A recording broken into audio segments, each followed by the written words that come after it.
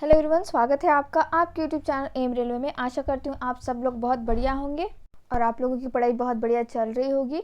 अगर नहीं है तो प्लीज़ अच्छे से रिवीजन करना स्टार्ट कर दीजिए। जितना भी आपने सब्जेक्ट ख़त्म किया है, नो मैटर व्हाट, एक सब्जेक्ट ख़त्म, दो सब्जेक्ट ख़त्म या सिर्फ और सिर्फ आधा सब्जेक्ट भी ख़त्म क्यों नहीं हुआ हो, उसका रिवीजन करना मस्ट है। ऐसा मत सोचना कि मैं 5 सब्जेक्ट पहले कंप्लीट कर लूँ एंड देन मैं रिवीजन करूँगा या करूँगी, तो ये गलत बात होगी। आपने एक चैप्टर भी पढ़ लिया ना, तो उसका रिवीजन तुरंत तो हो सके तो तुरंत कर लेना। अगर टाइम नहीं है, वर्किंग वूमन, वर्किंग गर्ल और वर्किंग मैन अगर आप है तो एटलीस्ट एक हफ्ते में सैटरडे संडे हमको छुट्टी मिल जाती है, तो सैटरडे संडे हम रिवीजन कर सकते हैं। ठीक है, तो प्लीज़ रिवीजन करना आप लोगों के लिए मस्ट है। जनरल नॉलेज का ई बुक अगर आपने परचेस कर लिया है तो इसका रिवीजन करना मस्ट है। अगर नहीं परचेस किया है तो परचेस कर लेना। मात्र 239 रुपीज़ में है। 2021 एडिशन का ही लेना, जिसमें आपको history, Indian history, polity, economics and general knowledge up to date मिलेगा। ठीक है, ज्योग्राफी भी, इंडियन ज्योग्राफी बहुत ही ज़्यादा अप टू डेट मिलेगा। एंड जो करंट अफेयर बच्चे कह रहे हैं कि करंट अफेयर कब तक पढ़ना है, तो 6 मंथ का। ठीक है, 6 मंथ का तो पढ़ना ही पढ़ना है। और जो ओलंपिक से रिलेटेड अभी हमको जो डेटा मिलेगा वो पूरा पढ़ना है।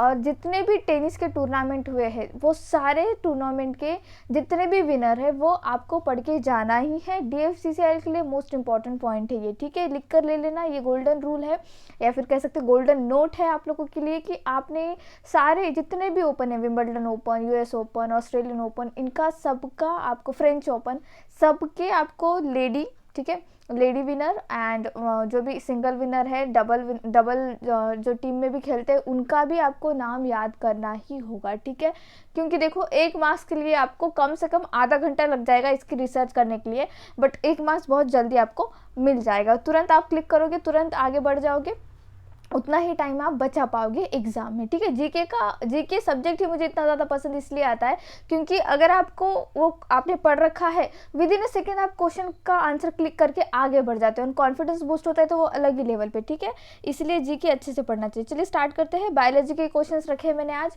तो सबसे पहला क्वेश्चन क्या कहता है, scurvy is cause due to the deficiency of, जो स्कर्वी होता है, जो मसूड़ों से खून निकलता है, वो किस विटामिन की डिफिशियंसी की वजह से होता है। तो सही आंसर क्या है बच्चों, ये विटामिन सी के डिफिशियंसी से होता है। ठीक है, विटामिन सी के डिफिशियंसी से होता है। और बहुत सारे बच्चे मुझे कह रहे थे कि मैम क्या इतना आसान पेपर आएगा, तो मैं बार बार यही कहती हूँ, एग्जामिनर आपको पूछ के पेपर नहीं बनाता है। अगर मुझे एग्ज़ाम में बिठाया जाए, नो मतलब नॉट एग्ज़ाम में, मुझे अगर as a examiner paper exam set करना है, ठीक है, तो मैं ऐसा पेपर सेट करूँगी कि जिसमें 20% क्वेश्चंस इतने आसान होंगे जो सारे बच्चे बना ले, 30% ऐसे होंगे जो मीडियम लेवल के होंगे, और 50% क्वेश्चन मैं हार्ड लेवल के रखूँगी। जिसने भी पढ़ाई कर रखी होगी, जिसने भी बहुत ज़्यादा रिवीजन कर रखा होगा, वो जो है वो टैकल कर पाएगा। तो अल्टीमेटली आप देख रहे हो कि इसी तरह से जो है क्वेश्चन का डिस्ट्रीब्यूशन होता है। उनको ऐसा नहीं है कि सिर्फ और सिर्फ बहुत ही ज़्यादा जिसने पढ़ रखा है या बहुत ही ज़्यादा काबिल इंसान को ही वहाँ पे लेना, ऐसा बिल्कुल भी नहीं होता है। एवरेज, बिलो एवरेज लोग भी जो है बहुत बड़ी बड़ी एग्जाम क्रैक कर लेते हैं, यूपीएससी जैसे एग्जाम क्रैक कर लेते हैं जिसका 60% भी मार्क्स नहीं होता है स्कूलिंग में। तो आज सच इतना मैटर नहीं करता है, आपने किसी भी क्वेश्चन को हल्के में नहीं लेना है। ठीक है, तो विटामिन सी के वजह से जो है, विटामिन सी की अगर कमी है आपके बॉडी में तो स्कर्वी जैसा प्रॉब्लम होता है। अच्छा, विटामिन सी के जो सोर्सेज कौन से, जो भी सिट्रस फ्रूट्स हम खाते हैं जैसे कि ऑरेंज, आंवला, इमली, ठीक है, जितने भी खट्टे फल हम जो खाते हैं वो सारे सिट्रस फ्रूट्स जो है हमारे विटामिन सी के अच्छे सोर्स है। विटामिन डी तो हमको सन से मिल जाता है। ठीक है, सन की रेस से हमको विटामिन डी मिल जाता है। हमने कल भी देखा था कि सनशाइन विटामिन या फिर सनराइज की वजह से कौन सा विटामिन, सन रेज की वजह से कौन सा विटामिन मिलता है, तो विटामिन डी। विटामिन ए की कमी से क्या होता है, नाइट ब्लाइंडनेस होता है। विटामिन सी की कमी से स्कर्वी होता है, तो हमने देख लिया ये। ओके, नेक्स्ट क्वेश्चन क्या कहता है, presence of which among the following salts in a water cause blue baby syndrome. तो एक्चुअली ये इन्वायरमेंट का क्वेश्चन है। इसमें जो है एक पूरा एक पोर्शन मैं आपको लिख कर दूंगी, डोंट वरी, जो बायोलॉजी के नोट्स बन रहे हैं ना उसमें मैं पोर्शन पूरा एक लिख कर दूंगी कि अगर वाटर बॉडी में, ठीक है, जो भी नदी वगैरह, जो भी लेक वगैरह में अगर किसी तरह का सॉल्ट वगैरह मिक्स हो जाए, ठीक है, किसी कंपनी के द्वारा उनका वेस्ट अगर किसी वाटर बॉडी में आता है और वो वाटर बॉडी का पानी अगर किसी ने कंज्यूम कर लिया तो कौन सी बीमारी होती है। तो एक पूरा लिस्ट है और ये लिस्ट से ही क्वेश्चन बनते हैं, उससे ज़्यादा क्वेश्चन नहीं बनते हैं। जैसे कि ब्लू बेबी सिंड्रोम जो है, अगर आपके पानी में अगर वाटर बॉडी में नाइट्रेट अगर मौजूद होगा तो जो भी मदर होगी अगर उसने कंज्यूम कर लिया तो उसका बेबी जो होगा उसको ब्लू बेबी सिंड्रोम हो जाएगा। ब्लू बेबी सिंड्रोम यानी पूरा वो ब्लू कलर का हो जाएगा, क्योंकि वहाँ पे जो है आरबीसी जो होती है, आरबीसी अल्टीमेटली आरबीसी का काम क्या होता है, ऑक्सीजन लेके जाने का काम होता है। बट बिकॉज ऑफ नाइट्रेट वो ऑक्सीजन ना कैरी करके वो कार्बन कैरी करती है और पूरे बॉडी में डीऑक्सीजनेटेड आरबीसी या फिर डीऑक्सीजनेटेड ब्लड फ्लो हो जाता है। और बिकॉज ऑफ दैट आरबीसी हमारा जो कलर होता है वो काइंड ऑफ ब्लूइश साइड में आ जाता है, इसीलिए बेबी जो है पूरा ब्लूइश बेबी जो है उसका जन्म होता है। और अगर बहुत ही ज़्यादा सीवियर कंडीशन हो तो फिर बेबी की डेथ भी हो सकती है। ठीक है, तो इस तरह का ये सिचुएशन है ब्लू बेबी सिंड्रोम। याद रखना है आपको, पानी में अगर नाइट्रेट की मात्रा ज़्यादा बढ़ जाती है तो। और एक है मिनीमाटा डिजीज़ करके। मिनीमाटा डिजीज़ जो है मिनीमाटा डिजीज़ एक्चुअली जापान में हुई थी। वहाँ पे मरकरी की मात्रा बहुत ज़्यादा पाई गई थी वाटर बॉडी में, और वो वाटर बॉडी के जो मछलियाँ खाई गई थी लोगों के द्वारा, उनको मिनीमाटा डिजीज़ हुआ था। तो ये भी बहुत ज़्यादा फेमस डिजीज़ है वाटर बॉडी से रिलेटेड, तो ये भी आपको याद रखना है। ठीक है, next question, beriberi is a result of deficiency of which of the following vitamin. तो देखो बेरी बेरी जो है वो विटामिन बी की कमी से, थायमिन की कमी से होता है। और हमको विटामिन बी जो है कहाँ से मिलता है, तो अनाज, हम जो भी अनाज खाते हैं, जैसे अगर आप चावल भी खाते हैं तो चावल का जो अब जब चावल का पूरा पैकेट लेकर आते हैं उसके पीछे देखना है कि वहाँ पे होता है सीरियल्स, जितना भी थायमिन का परसेंटेज दिया होता है, विटामिन के जितना भी विटामिन है बी, विटामिन बी का पूरा परसेंटेज दिया होता है, कभी गौर करना, ऑब्जर्व करना उसके ऊपर। तो थायमिन हो गया, कोबालामाइन, विटामिन B12, कोबालामाइन की बहुत ज़्यादा ज़रूरत होती है लेडीज़ को, specially ladies and those who are suffering from hair loss. ठीक है, अगर हेयर फॉल भी हो रहा है तो डर्माटोलॉजिस्ट आपको विटामिन B12 के जो है पिल्स देता है। ठीक है, वो गोलियां देता है, रिकमेंड करता है। तो आपको ये याद रखना है कि हमको अनाज से, सीरियल्स से जो है विटामिन बी मिलता है, विटामिन बी मिलता है। और अगर विटामिन बी की कमी हो जाए तो बेरी बेरी जो है हमको रोग हो सकता है। Next question, a person develops resistance to the action of insulin in the body cells, it is called as। तो मैंने आपको कहा था कल की हमारी जो बॉडी में पैनक्रियाज जो है वो इंसुलिन जनरेट करती है। ठीक है, इंसुलिन जनरेट करती है और वो इंसुलिन जो है वो ग्लूकोज को हमारे बॉडी में एक तरह से ब्रेक डाउन करने का काम करता है। और अगर इस तरह की चीज़ें ना हो तो हमारी बॉडी में इंसुलिन जनरेशन में क्या होता है कि डायबिटीज़ के जो लोग होते हैं उनमें इंसुलिन जनरेशन में थोड़ा सा प्रॉब्लम आता है, पैनक्रियाज नहीं जनरेट कर पाता है। दैट्स वाई हम इंसुलिन के इंजेक्शंस लेते हैं 10-10 दिन के बाद, या दो कई लोगों को इतना सीवियर होता है कि वो डेली इंसुलिन का इंजेक्शन उनको लेना ही पड़ता है। तो डायबिटीज़ जो 2 टाइप का होता है, टाइप 2 डायबिटीज़, उसमें ये प्रॉब्लम आता है कि बॉडी इंसुलिन ही रजिस्ट नहीं कर पाता, काइंड ऑफ कि इंसुलिन आपके बॉडी में बन रहा है फिर रजिस्ट नहीं हो रहा है, या फिर इंसुलिन बन ही नहीं रहा है, इस तरह की चीज़ होती है। तो जो भी आपके घर में अगर किसी को डायबिटीज़ है तो आप लोग बहुत ही अच्छे से रिलेट कर पाते हो ये चीज़ों को, क्योंकि डायबिटिक पर्सन का थोड़ा सा प्रॉब्लम होता ही है। और टाइप 2 वालों का तो काइंड ऑफ है ही कि उनको इंजेक्शन की ज़रूरत पड़ती है। ठीक है, नेक्स्ट है, विच of the following vitamin is essential for the formation of collagen. अब कोलेजन क्या चीज़ होती है, हमारी जो स्किन है, हमारी जो त्वचा है, उसकी इलास्टिसिटी मेंटेन करने के लिए हमको कोलेजन की ज़रूरत होती है। अब बचपन में जब हम अराउंड 18 साल के जब तक होते हैं ना, तो कोलेजन का बिल्कुल भी उसको टच भी नहीं होता है, काइंड ऑफ कि कोलेजन बहुत ही बढ़िया लेवल पे होता है। जैसे जैसे हमारी उम्र बढ़ती जाती है, ठीक है, लाइक अगर आपने 18 से 20 साल तक का कंसिडर कर लिया तो हार्मोनल चेंजेस नहीं होते हमारे बॉडी के अंदर। जैसे ही हम 21वें साल में जाते हैं, जैसे अगर आपने आपकी डिग्री कंप्लीट कर चुके होंगे तो आपने देखना है कि आपके शरीर में बहुत ज़्यादा चेंजेस आपको नज़र आएंगे। आपके मे बी आपका फेस जो है वो थोड़ा सा चेंजेस आपको नज़र आएगा कि फेस काइंड ऑफ अगर आप बहुत ही ज़्यादा ख्याल रख रहे हैं तो स्लिमर साइड पे चला जाएगा। अगर नहीं ख्याल रख रहे, आप सिर्फ और सिर्फ वर्क कर रहे हैं तो फिर आपका चेहरा एकदम से स्वॉलन हो जाएगा।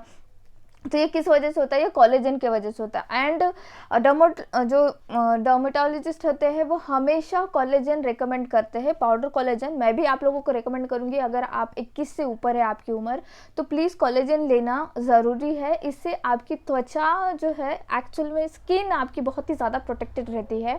कोलेजन आपको प्रोटेक्ट करके रखता है। और ये जो है विटामिन सी से मिलता है। अगर आप कोलेजन पाउडर नहीं लेना चाहते तो आप विटामिन सी इंटेक कर सकते हो। विटामिन सी इंटेक करोगे तो अल्टीमेटली कोलेजन प्रोड्यूस होगा आपके बॉडी में और आपकी स्किन बहुत बढ़िया रहेगी। स्किन जो है वो सबसे पहले किसी भी चीज़ को किसी भी बाहरी क्या कहेंगे, हमारा स्किन जो है एक्चुअली बॉडी गार्ड की तरह काम करता है, हमारी गार्ड की तरह काम करता है। सबसे पहले कोई चीज़ हमको, अगर सबसे पहले हमारी बॉडी की कोई चीज़ किसी भी फॉरेन पार्टिकल के कांटेक्ट में आती है तो वो हमारी स्किन ही है। तो स्किन को हमेशा जो है अच्छे से क्लियर करते रहिए, साफ़ करते रहिए और उसका ख्याल रखिए, ठीक है। एंड सबसे बड़ा ऑर्गन भी स्किन ही है, ऐसा कहा जाता है, ठीक है। तो याद रखना है विटामिन सी, अगर आपने विटामिन सी का इंटेक बहुत बढ़िया किया है, आपके बॉडी में डेली इंटेक आपका सही है, तो आपके बॉडी में फॉर्मेशन हो जाएगा कोलेजन का। अब ये क्वेश्चन बहुत ही कम एग्जाम्स में आपको देखने को मिलेगा क्योंकि यूपीएससी का क्वेश्चन मैंने उठाया है, ठीक है, यहाँ पे। इसीलिए बच्चों को ये क्वेश्चन में थोड़ा सा दिक्कत हो सकता है कि भाई कोलेजन तो हमने पढ़ा नहीं था अभी तक, कोलेजन पाउडर के बारे में भी नहीं देखा था समथिंग, तो ऐसा होता है, ठीक है। मैं आप लोगों को रिकमेंड करूंगी कि कोलेजन पाउडर इंटेक करना शुरू कर दीजिए। अगर आप 21 के ऊपर है, 21 तक है तो नो प्रॉब्लम, कोई ज़रूरत नहीं है, ठीक है। Apart from the temporal bone, which among the following is considered as the strongest bone in a human body, ठीक है। अस्थाई हड्डी के अलावा कौन सी हड्डी है हमारी पूरे बॉडी में जो सबसे स्ट्रॉन्गेस्ट मानी जाती है, तो वो है फेमूर। हमारी जो थाई बोन है वो सबसे ज़्यादा स्ट्रॉन्गेस्ट मानी जाती है टेम्परल बोन के अलावा, ठीक है। अस्थाई हड्डी के अलावा हमारा फेमूर माना जाता है, ठीक है। और फेमूर ही हमारी जो है सबसे लंबी हड्डी भी मानी जाती है, ठीक है।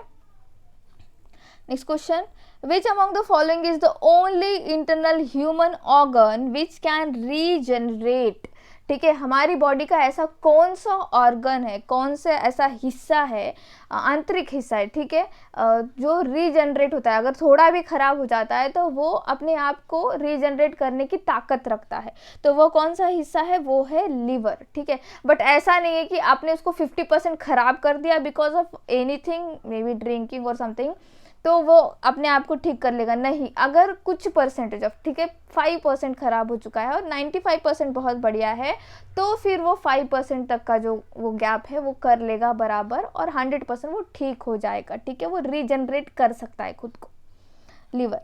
Next question, memory loss would most likely be due to the malfunction of which part of the brain, जो हमारी, आप लोगों ने देखा होगा मूवीज़ में भी दिखाते हैं कि कुछ पत्थर वत्थर लग गया या फिर सर पे मार वगैरह लग गया तो मेमोरी लॉस जैसा प्रॉब्लम होता है। तो मेमोरी लॉस का कब प्रॉब्लम आ जाता है, जब हमारा मस्तिष्क, सेरिब्रम, ठीक है, सेरिब्रम में थोड़ा सा माल फंक्शन हो जाए। माल फंक्शन यानी कुछ भी हो सकता है, आपने कुछ गलत तरह की अगर मेडिसिन खा ली तो भी माल फंक्शन हो सकता है, कहीं गिर गया, एक्सीडेंट हो गया तो भी माल फंक्शन हो सकता है। तो सेरिब्रम में अगर ऐसा कुछ प्रॉब्लम हुआ तो आपको मेमोरी लॉस होता है। सेकेंडली, एसएससी सीजीएल 2020 में, ठीक है, हाँ, एसएससी सीजीएल 2020 में ही मार्च का आई थिंक 3 मार्च 2020 का सेकेंड शिफ्ट का क्वेश्चन था ये कि विच of the following is not the part of brain, ठीक है। वहाँ पे ऑप्शंस क्या थे, मेडुला था, सेरिब्रम था, पोन्स था एंड कोन्स था, ठीक है। और बच्चों ने कॉन्स पढ़ रखा था। कॉन्स कहाँ पढ़ते हैं हम लोग, आइस का जब चैप्टर पढ़ते हैं वहाँ पे कॉन्स पढ़ लेते हैं, बट पॉन्स नहीं पढ़ा था, PONS, पॉन्स नहीं पढ़ा बच्चों ने, सब लोगों ने पॉन्स वहाँ पे टिक करके आ गए। एंड वहाँ पे गलती हो गई थी बच्चों की, क्योंकि बहुत ही कम लोग होते हैं जब ब्रेन चैप्टर पढ़ते हैं तो हम पॉन्स के बारे में नहीं पढ़ते, और नॉर्मली हमारे NCERT में भी हमने इतना पढ़ नहीं रखा होता है, इसीलिए। तो याद रखो, पॉन्स जो होता है वो हमारे मस्तिष्क का ही हिस्सा होता है, हमारे ब्रेन का ही एक हिस्सा होता है, जो एक्चुअली मेडुला ऑब्लिगेंटा के साथ मिलकर आपकी ब्रीदिंग का रिदम होता है, आपकी जो सांस लेने का जो रिदम है उसको कंट्रोल करता है, आपकी पलक झपकाने का जो रिदम है उसको कंट्रोल करता है। जब आप कोई मूवी देखते हो तो आप पलक नहीं झपकाते हो। वाई? बिकॉज पॉन्स को इस तरह का सिग्नल मिल जाता है कि जो मेरा सब्जेक्ट है, ही और she is interested in something and he और she don't want to be disturb. ठीक है, हम नहीं चाहते कि हम डिस्टर्ब हो, इसीलिए पॉन्स काम नहीं करता है उस टाइम। ठीक है, तो आपको याद रखना है पॉन्स का काम क्या है, रिदमिक, जो भी आपके बॉडी में रिदमिक चीज़ें होती है, जैसे सांस लेना रिदम में चल रहा है, ठीक है, आपकी पलक झपकाना रिदम में चल रहा है, ये सारी चीज़ें ये हैंडल करता है। Next question, what is another name of blood cancer? जो ब्लड कैंसर होता है उसका दूसरा नाम क्या है? तो ल्यूकेमिया। ठीक है, ल्यूकेमिया जो है वो ब्लड कैंसर का नाम है, दूसरा नाम है, ब्लड कैंसर का दूसरा नाम है। Next question, which of the following is correlated with the blood pressure? BP से कौन सा है जो रिलेटेड है, संबंधित है? तो देखो ये जो है आपको अधिवृक्क या फिर एड्रिनल कहेंगे, जो हमारी किडनी के ऊपर मौजूद होता है।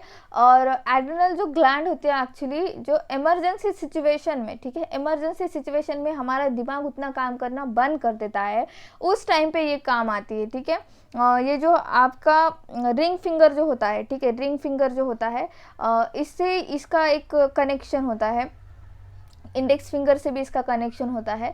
जब आप मेडिटेट वगैरह करते होंगे तो आप लोगों को कहा जाता है कि रिंग फिंगर या फिर आपके इंडेक्स फिंगर पे आपका जो है थंब रखना है और आपको चांटिंग करनी है। तो ये इसलिए कहा जाता है क्योंकि आपका एडिनल जो होता है, किडनी के ऊपर का जो हिस्सा एक होता है, वो काम कर जाता है उस टाइम पे। ठीक है, तो एडिनल बीपी यानी बीपी मानो या फिर कोई भी इमरजेंसी सिचुएशन मानो, उसमें अगर आपको ऑप्शन में आ गया एडिनल तो उसको क्लिक करके आ जाना। ठीक है, तो बीपी के साथ कौन सा संबंधित है? एडिनल, अधिवृक्क संबंधित है। ठीक है, तो इतने ही थे क्वेश्चंस आज। Thank you so much for watching. और आपके कितने मार्क्स बने हैं इसमें प्लीज़ मुझे बताना, कमेंट सेक्शन में कमेंट करके बताना।